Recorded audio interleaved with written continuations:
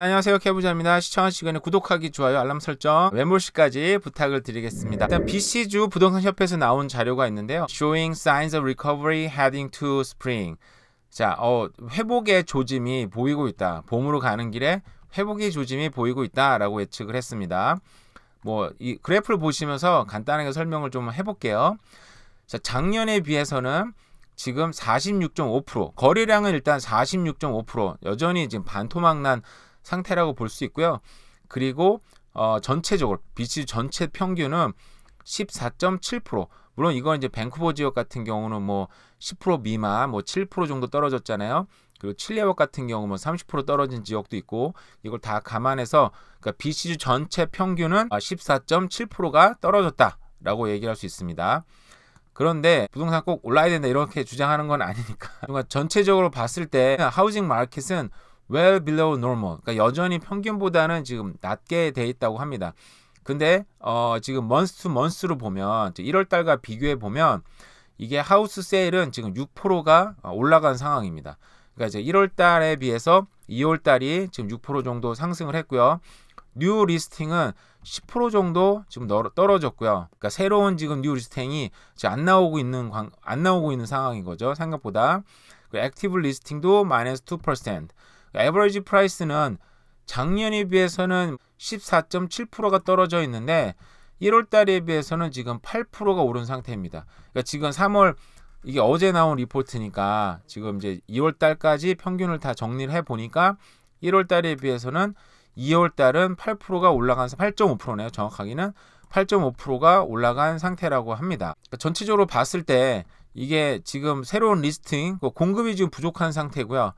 그리고 거래량은 지금 작년에 비해 여전히 줄었지만 거래량도 1월 달에 비해서는 올라갔고 하우스 세일도 올라갔고 그러다 보니까 에버리지 프라이스는 지금 8.5%가 올라간 상태여서, 그리고 지금 또 뱅크 오브 캐나다 같은 경우에도 미국 같은 경우에도 어떻게 보면 살짝 금융위기 오냐 마냐 막 그런 얘기 했었었는데, 그러다 보니까 금리가 이제 최소한 한 번 베이비 스텝 한 번에 그냥 동결을 간다든지, 이미 캐나다는 이미 동결을 시작했잖아요. 미국보다 캐나다 시장이 조금 더 빨리 움직이고 있다 보니까 BOC 같은 경우는 이미 동결을 어떻게 보면은 선진국 중에는 최초로 시작을 했고, 그러다 보니까 부동산 가격이 지금 사람들이 지금 이제 들어갈 타이밍인가라고 해서 많은 사람들이 움직임이 좀 있는 것 같습니다. 네, 렌털다스에서 리포트가 발표가 됐는데요. 밴쿠버 같은 경우에는 먼스 투 먼스는 이제 원베드 투베드 비교해 보면 3.3%가 떨어졌고요. 작년에 비해서는 여전히 15.3%가 여전히 엄청난 상승을 했고요. 그리고 투베드 같은 경우에는 22.5%, 굉장히 작년에 비해서 굉장히 많이 올라갔죠. 1등이 여전히 밴쿠버입니다. 네, 2등 토론토 지역은 원베드룸이 먼스 투 먼스 비교했을 때 1.8% 여전히 상승인데 작년에 비해서는 20.5%, 네, 원베드는 엄청 상승했네요. 투베드 같은 경우도 19.4%, 그러니까 평균으로 치면은 토론토가 작년에 비해서는 렌트비가 더 많이 올랐던 것 같아요. 그러니까 버나비 같은 경우에는 먼스 투 먼스는 5.0%, 그러니까 밴쿠버 지역이 먼스 투 먼스로 비교하면은 렌트비가 조금 떨어지고 있네요. 그죠? 작년에 비해서 여전히 15.6%. 그리고 투베드룸 같은 경우는 작년에 비해서는 무려 버나비는 30%나 상승을 했습니다. 이거 대단하네요. 그죠? 어쨌든 여전히 1, 2, 3등 변함없이 렌트비가 어마어마하게 상승, 먼스는 조금 떨어지긴 했지만 여전히 높은 상태고요. 또 우리 밴쿠버 지역에는 랭리랑 서리 한번 보도록 할게요. 자, 랭리는 원베드룸 먼스 투 먼스는 1.7%, 근데 작년에 비해서는 무려 25.3%. 랭리가 지금 개발이 많이 되고 뉴타운이 형성되다 보니까 좋은 아마 원베드룸이 많이 지금 렌트가 많이 된 것 같아요. 투베드룸 같은 경우는 작년에 7.0%. 자, 서리 같은 경우는 원베드룸은 작년에 비해서는 12.0%. 그리고 투베드룸은 무려 20%나 상승했었네요. 서리도 많이 올라갔네요. 그죠? 랭리랑 서리에는 지금 거의 근소하게 지금 7불 차이가 나는데요. 원베드룸이 평균 가격이 1,873불. 제가 스튜디오룸을 1,900불에 했으니까 뉴긴 합니다. 어쨌든 평균 가격보다는 좀 더 훨씬 높게 렌트가 잘 된 거네요. 그죠? 렌트 가격은 좀 떨어졌다고는 하지만 여전히 높은 상태입니다. 그죠? 사실은 제가 제일 뭐 밴쿠버 지역에서 제일 싼 지역 뭐 서리에서 방 하나를 렌트한다고 해도 사실 월급 받아서 1,800불씩 내기에는 정말 너무 쉽지 않은 거죠. 그죠? 집을 사면 차라리 좋은데 집값도 만만치 않고 그리고 집 사기는 여전히 인터레스트 때문에 쉽지 않다. 그죠? 자, 인플레 둔화가 확인이 됐다고 합니다. 그래서 페드는 이번에 확실히 베이비 스텝을 밟을 거라고 많은 전문가들이 예측을 하고 있어요. 그게 베이비 스텝 밟을 확률이 지금 무려 92%로 올라갔다고 합니다. 왜냐하면 이번에 실리콘밸리 은행이 파산 이후에 지금 불확실성이 좀 남아 있다 보니까 거기다가 물가 상승도 6.0%, 지난달에 6.4%였잖아요. 그죠?